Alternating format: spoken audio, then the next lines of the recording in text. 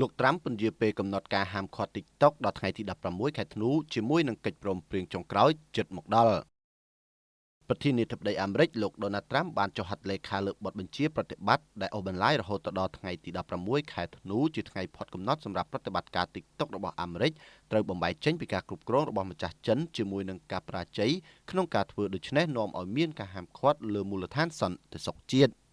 ការផ្ដោតខ្សែជីវិតមួយផ្សេងទៀតសម្រាប់ TikTok របស់លោក Trump បានកាត់ឡើងនៅពេលដែលរដ្ឋបាលរបស់លោកហើយទីក្រុងប៉េកាំងហាក់ដូចជាស្ថិតក្នុងដំណាក់កាលចុងក្រោយនៃការយល់ព្រមផ្ទេរទ្រព្យសម្បត្តិរបស់កម្មវិធីចែករំលែកវីដេអូដ៏ពេញនិយមរបស់សហរដ្ឋអាមេរិកពីម្ចាស់ក្រុមហ៊ុន Biden របស់ចិនទៅកាន់ម្ចាស់ជនជាតិអាមេរិកការពន្យាពេលលើកមុនដែលជាលើកទី3ត្រូវបានកំណត់ថានឹងផុតកំណត់នៅថ្ងៃពុធបន្ទាប់ពីកិច្ចពិភាក្សារយៈពេល2ថ្ងៃនៅទីក្រុងម៉ាឌ្រីតមន្ត្រីជាន់ខ្ពស់របស់សហរដ្ឋអាមេរិកនិងចិនបានឲ្យដឹងកាលពីថ្ងៃច័ន្ទថាប្រទេសទាំងពីរបានយល់ព្រមធ្វើក្របខ័ណ្ឌដើម្បីរក្សាកម្មវិធីនេះឲ្យនៅមានជីវិតសម្រាប់អ្នកប្រើប្រាស់អាមេរិកប្រមាណជា170លាននាក់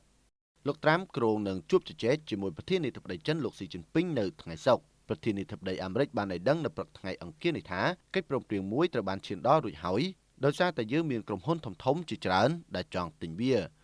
ដ្ឋមន្ត្រីក្រសួងរដ្ឋាភិបាលសហរដ្ឋអាមេរិកលោក Scott Bessent ដែលបានចូលរួមក្នុងការចរចានៅរដ្ឋធានីអេស្ប៉ាញបាននិយាយនៅក្នុងបទសម្ភាសន៍ CNBC ថា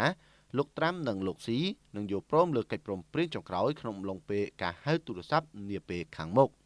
រចនាសម្ព័ន្ធច្បាស់លាស់នៃការផ្ដាច់ខ្លួនរបស់ TikTok នៅតែមិនច្បាស់លាស់ប៉ុន្តែប្រព័ន្ធផ្សព្វផ្សាយធំៗមួយចំនួនរបស់សហរដ្ឋអាមេរិកបានរាយការណ៍ថាអាជីវកម្មសហរដ្ឋអាមេរិករបស់កម្មវិធីនេះត្រូវបានគេរំពឹងថានឹងគ្រប់គ្រងដោយសម្ព័ន្ធវិនិយោគិនរួមទាំងក្រុមហ៊ុនបច្ចេកវិទ្យាយក្ស Oracle Corp អនាគតរបស់លោកអ្នកកាន់តែភ្លឺស្វាងដោយសាកលវិទ្យាល័យ Bill Bright